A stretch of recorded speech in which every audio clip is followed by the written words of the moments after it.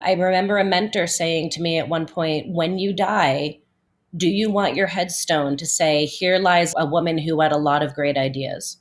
Or do you want it to say, here lies a woman who did a lot of great things? You're listening to Femcanic Garage, the podcast that features women in the automotive and motorsports industries. A community that elevates, empowers, and evolves by smashing stereotypes and breaking down barriers for women. I'm your host, Jamie Blossman. Buckle up for the ride, Femcanics.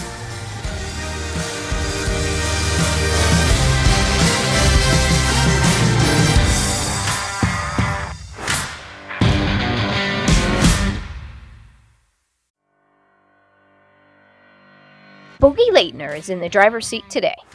Bogi is a master technician, businesswoman, teacher, speaker, industry spokeswoman, and a TV host. Her love for cars started when she was 16 years old. She worked as a BMW dealer technician for 7 years, and in 2006 started her first auto repair shop, 180 Degrees Automotive, in her driveway. Bogi is the fans' favorite in All Girls Garage, an educational television show about vehicle repair. In 2017, she started Bogi's Garage. Its mission is to encourage the entry of women into the automotive industry, providing learning opportunities and foster connections between women of all ages and skill levels. Now let's sit back and enjoy the ride. Hello, Femcanics. This is Jamie B coming to you, and I have Bogi Lateiner in the hot seat today. How are you doing, Bogi? I am doing fantastic. Thanks so much for having me. I want to thank you for being on the show. You are officially the 100th episode, and I was kicking around, and you and I met literally years ago now. Yeah. It's crazy, right? I know. Time At a flies. Women in Automotive. No. Women in Auto Yeah, Care. Women in Automotive. Women in Auto Care. Yeah. No, it was Women in Automotive. You're right. It was Women in Automotive. I have to make sure I keep those. Those are different. Yes. One is like dealer focused, and Yes. one is right. So it was Women in Auto Care. But prior to that, I met you on the set of All Girls Garage. Oh gosh, that's right. That's when even before Women in Automotive. That Women in Auto Care. No, I think it was Women in Automotive. Women in Automotive. God, I keep those around. God bless it. Go to both of them, everyone, because they're both awesome, but they are different. They are both awesome, yes. I kind of want to dig in to those little lessons in behind the scenes because you have a lot of experience. You've owned your own garage, your own company. You own your own company now. You are the face of the company, and the face on TV shows, right? Yeah. But there's a business aspect to all of that. And I feel like as women, we do ourselves a disservice in a couple of directions. One is, and you hit the nail on the head, is valuing your time. Your time is worth something. And you just shared some kind of tricks of the trade of, hey, I know this about myself. Here's some tools that I have done and that I use to navigate some of the challenges that I know about myself. Yeah. And that's okay. Yeah. And, kind of to your point of we're taught that way as women. And I think very much to a degree we are, don't be too big, right? Don't make too much noise. Don't be too assertive. And I think as women, we get a lot of mixed messages too. Do be independent, but not too independent, right? Be strong, but not too strong. And there's this sense, I'm not exactly sure exactly how it gets communicated to us, but there is this sense of, we need to be the nurturers. We need to take care of other people. We need to not say no, especially when it comes to other people's feelings. Like, don't hurt other people's feelings. Don't put yourself before other people. And it's an interesting thing, especially when it comes to, how do I want to say this? Like, we're we're taught that we're going to be less attractive either to a partner or just as a human being if we're too much, right? Whatever that too much is, too independent, too fierce, too strong, too vocal. And ironically, I think often it does, but but who cares, right? Like I want to be all of me regardless. But I think we are definitely taught that. What do you think holds women back as entrepreneurs? 100% themselves. Do you think society does in any way?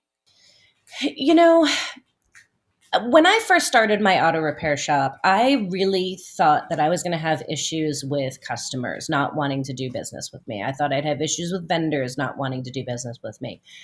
It, at the end of the day, yes, I probably did have a few, but they self-selected. Nobody was walking through my door that wasn't okay with a woman doing repair work for them because they knew I was a woman. And so they weren't going to come in if they had a problem with it.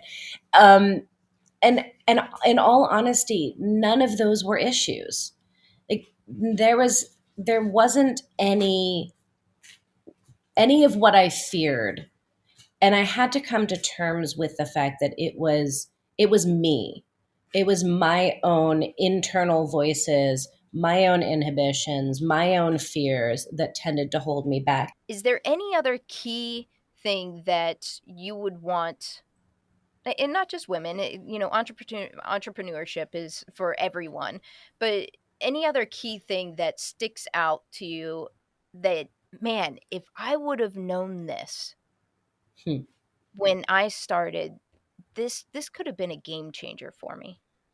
I mean, I think we've covered most of those things. The game changers of joining groups, learning about business in general.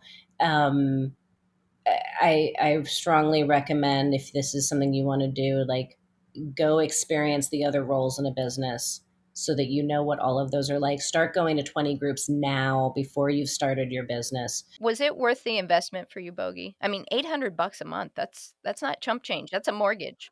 I got that back tenfold. It was terrifying to do it. It made me broke in the moment, but it was 100% worth it. I think the biggest thing that I will say is this. In life, we are often surrounded by crabs, right? You try to climb out of the pot that's boiling, and there's another crab to pull you back down again. And we're around negative people. We're around people who are jealous of success and want to pull you back down. They want to share in their misery. They don't have the motivation themselves to go off and do big things, and so they give you shit for it when you go do it. And I think even when it's not that overwhelming or that explicit, there's a lot of that we are around constantly, negativity that we are just around. And when you are around people who think small, it will be very Or challenging for out of you to, fear and or out of scarcity. fear. Then you will never be able to think big, right? If you want to be a millionaire, hang out with millionaires. If you want to be a hugely successful entrepreneur, hang out with hugely successful entrepreneurs. And more importantly, hang out with people who say, that's a great idea, let's do it, versus why the heck would you want to do that? Hang out with people who are like, yeah, let's go. How can I support you? Yeah. That's the difference in the world. You will become the sum total of the 5 people you spend the most time with. Choose those 5 people wisely.